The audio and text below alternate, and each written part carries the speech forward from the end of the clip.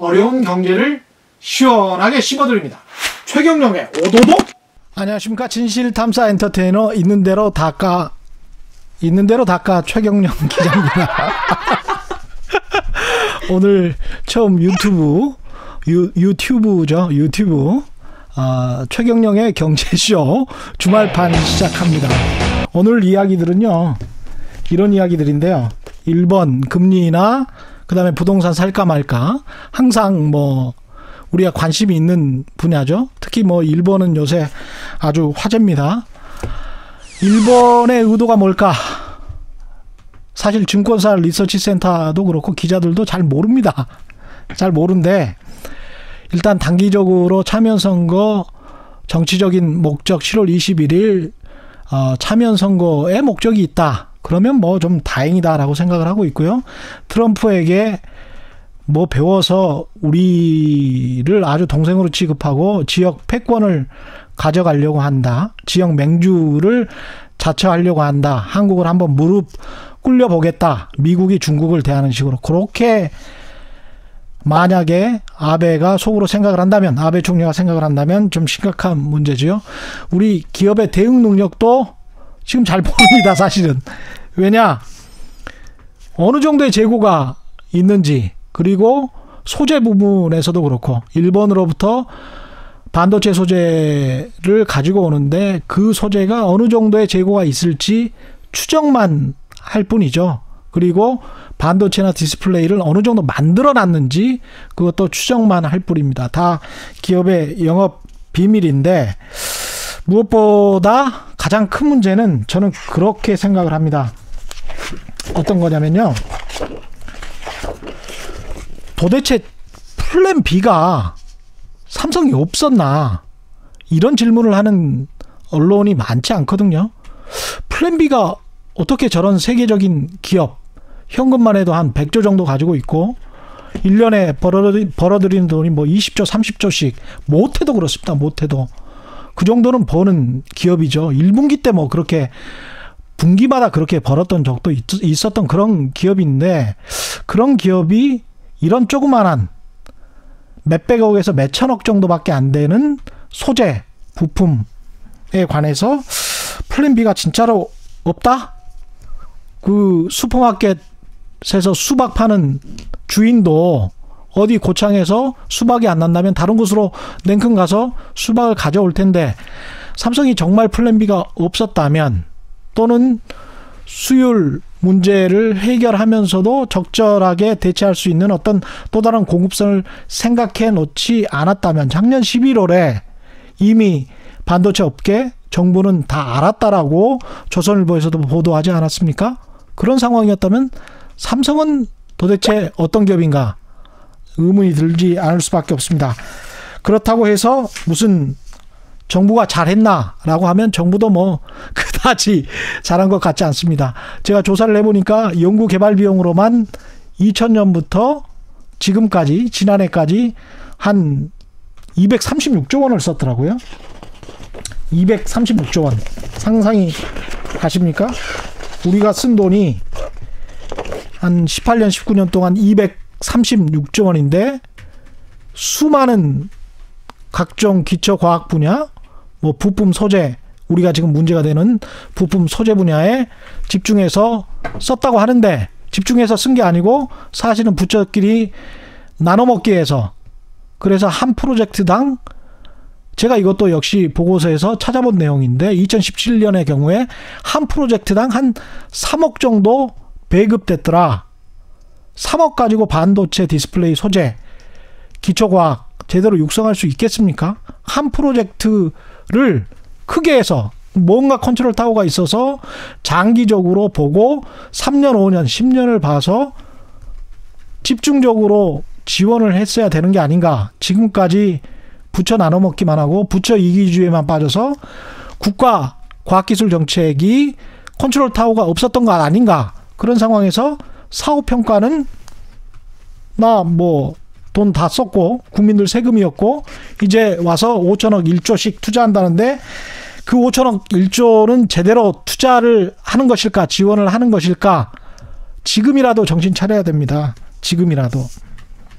그런 생각을 많이 하고요. 일본 기업들이 그리고 일본이 어떻게 성공했나 봐야 됩니다. 저펜 온리원 원천 기술 개발했던 것들, 부품 소재 기업들 육성했던 것들, 중소기업들 육성했던 것들, 탈하청했던 것들, 우리랑 전혀 다른 반대 정책을 했던 거거든요. 대기업, 우리 중소기업 하청 단가 후려치기 그런 걸로 먹고 살았다는 비판 많이 받지 않습니까? 물론 우리 대기업들이 잘해서 이제까지 이런 상황에 온 거는 사실이지만 지금은 방향을 좀 달리 해야 되지 않나 심각하게 고민해야 될 것 같습니다. 진실탐사 엔터테이너 있는 대로 다까 최경영입니다. 금리가 내린다고 하면 보통 사람들이 그렇게 생각을 하죠. 금리 내리면 주식시장에 투자할 타이밍이다. 그런데 우리 최경영의 경제쇼에서 나온 전문가들은 동일하게 지금은 그럴 타이밍이 아니다. 금리 인하 오히려 파티가 끝났다는 신호다. 경제 성장률이 주춤해지고 경기가 하강 국면으로 들어갈 수 있다. 무섭다. 요것만 기억하시면 됩니다. 제가 잘 이해한 건지 모르겠네요. 예, 잠깐 잡음이 들어갔습니다. 예, 꺼주셔야죠. 당황하셨어요? 꺼주셔야죠. 많이 예. 놀라셨죠. 예.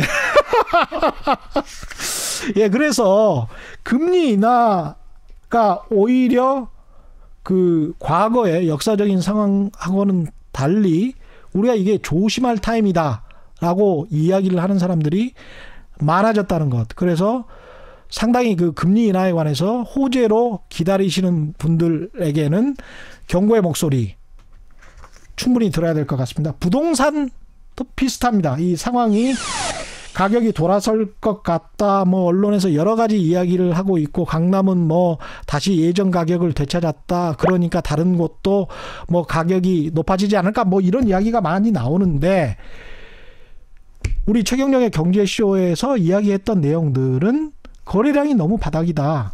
거래량이 어느 정도로 바닥이냐?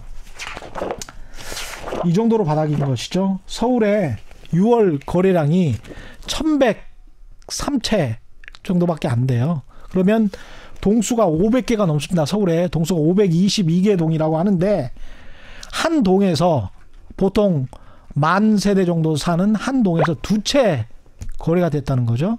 그러니까 주식시장에서도 거래가 코스닥 시장이 아주 소형 종목 거래가 조금 되고 한 100주, 1000주 또는 10,000주 정도 거래가 되고 폭등했다. 가격이 폭등했다 또는 폭락했다.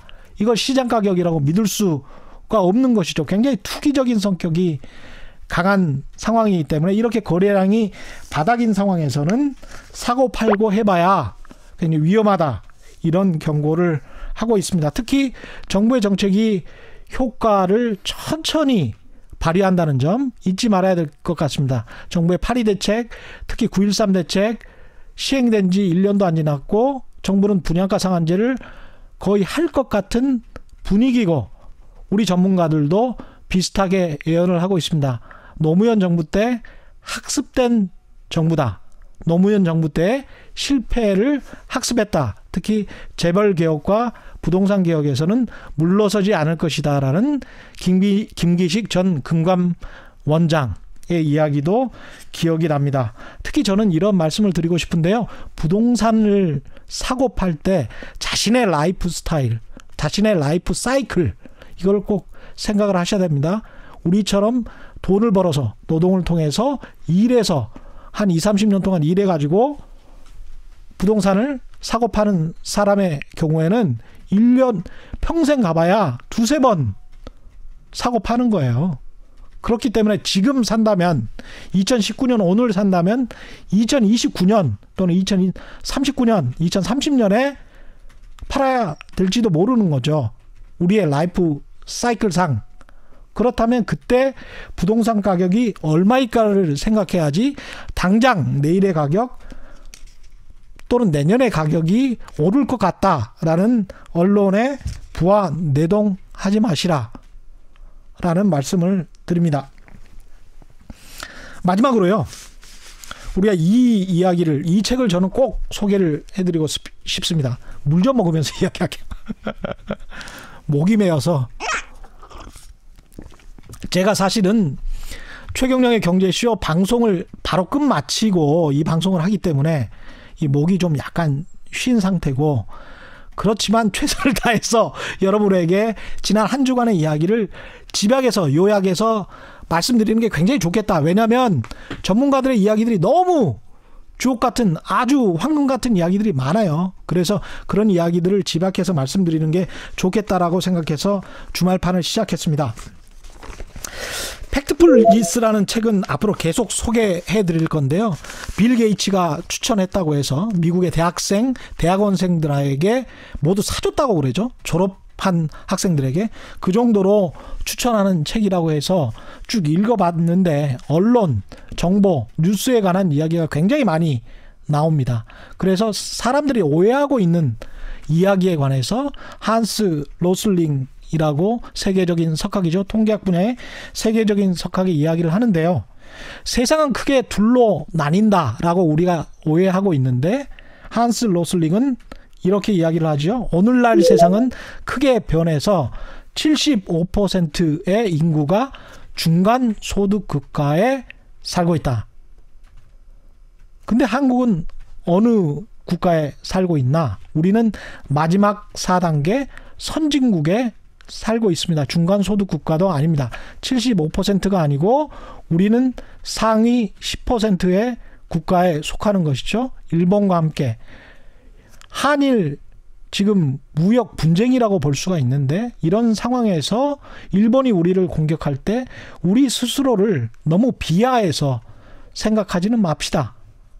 라고 마지막 말씀을 드리고 싶습니다. 왜냐하면 우리는 이런 거대한 세상이 크게 둘로 나뉘어져 있다는 세상에서도 일본과 함께 선진국에 살고 있고, 세상의 일들이 사실은 확률의 정규 분포도처럼 대부분 보면 상위 10%나 하위 10%의 그런 변이에서 일어나는 게 아니고, 세상은 대략 보면 이 정도.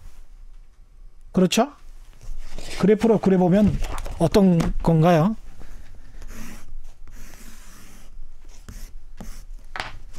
세상은 이 중간 정도에서 세상사가 일어나기 때문에 한일 무역 분쟁, 일본의 공격도 아마 이 중간 정도에서 끝날 확률이 높다. 세상사는 그동안 그래왔다. 낙관적인 전망을 가지고, 하지만 또 최악을 대비하면서 현실을 최선을 다해서 살아야겠습니다. 뉴스를 보는 눈, 세상을 보는 눈, 올바른 투자와 올바른 투표는 다르지 않다. 세상에 이익이 되는 방송, 최경영의 경제쇼 주말판이었습니다. 감사합니다.